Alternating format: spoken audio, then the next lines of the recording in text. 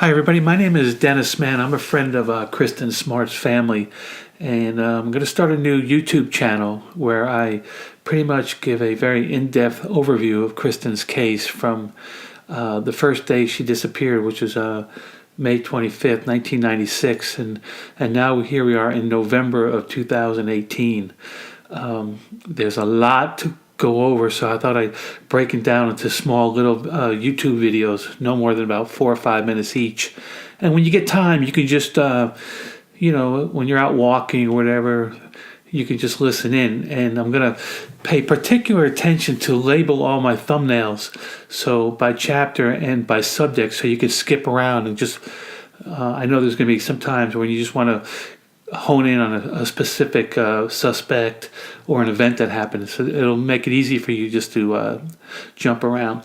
So anyway, the basics are this. Kristen was from Stockton, California. She graduated from Lincoln High School in early 1996, and she attended Cal Poly as a freshman.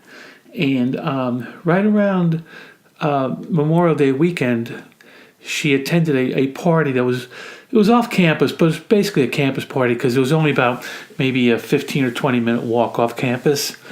And the party was winding down around 2 a.m. And the story goes that a couple students, one by the name of Cheryl Anderson and a kid named Tim Davis. Now, these aren't kids anymore. These are people in their 40s, but this is back in 96. Well, they started walking back to the dorms, and they noticed a girl passed out on the lawn at the house next door to this party.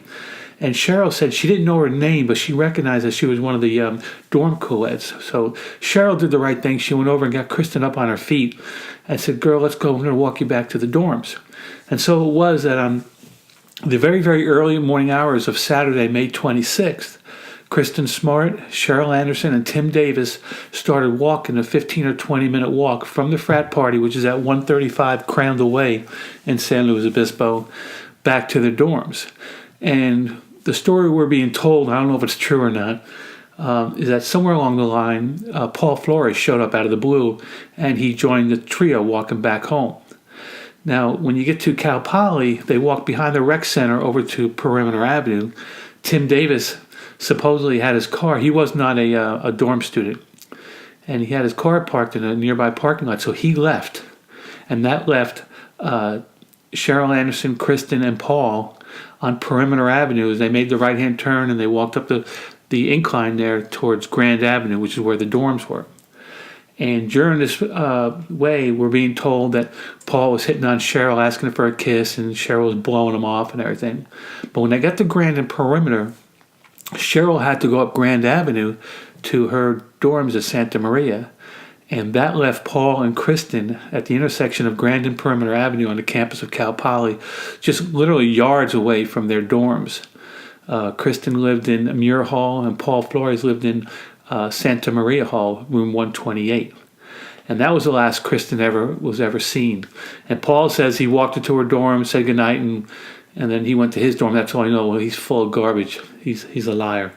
And we'll talk about that in the next video. All right, thank you very much, everybody, and share this with your friends. And we're just trying to keep Kristen's memory alive, and we were not put on this earth to forget that beautiful young woman. Thank you.